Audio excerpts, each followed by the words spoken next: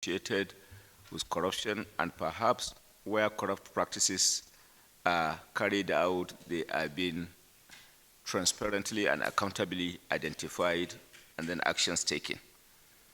So that document was a document that centered around 5 pillars. 1, prevention of corruption. 2, public engagement. 3, campaign for ethical reorientation. 4, enforcement and sanction. 5, recovery and management of proceeds of crime. So as I stated, in terms of prevention, we have succeeded and made tremendous success, recorded tremendous success, to the extent that as at the time we came on board as a government, for example, only 109 convictions were recorded from the inception of major agencies of government that were saddled with the responsibility of the fight against corruption, spanning over a period of more than 10 years as at the time we came. But today, we are recording successes in terms of convictions to the extent that a single agency of government, if you take, for example, the EFCC, within a year, I'm talking of 2022, we have recorded over 3,000 convictions.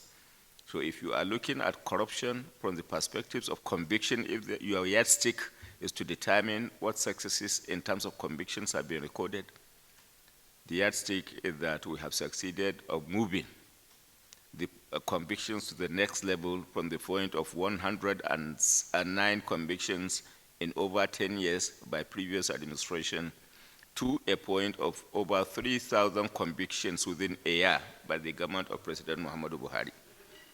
And then if you are looking at it from other perspectives, for example, perspectives relating to the recovery of the looted assets, the government of President Muhammadu Buhari has succeeded in recovering around $1 billion from its inception to date.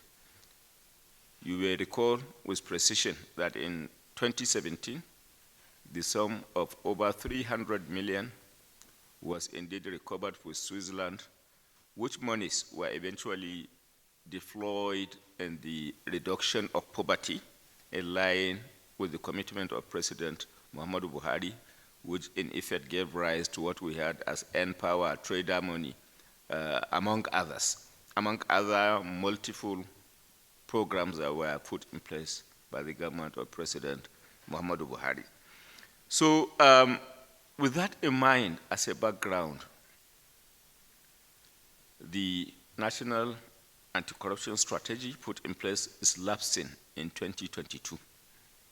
And again, the background of the successes recorded, inclusive of the successes associated with having legislative frameworks that gave rise to Proceeds of Crime Act, that gave rise to orders like Executive Order number 6, that indeed put in place restrictions on the movement of people standing trials for high-profile cases and access to funds for them, the effective implementation of the Administration of Criminal Justice Act, that saw us today now having speedy determination of high-profile cases as against a situation whereby as at 14, there were cases that were pending for 10 years without moving an inch. We now come to the realization of the position that the anti-corruption strategy had indeed paid off in terms of its efficacy in support of the anti-corruption position of the federal government. So considering that the 2017-2022 anti-corruption strategy put in place is lapsing, the need arises for enhanced strategies. And that is what gave rise to the need among the justice sector family to come together, review what has been done, and then see what improvement needs to be put in place for the purpose of sustenance and indeed enhancing the fight against corruption posture.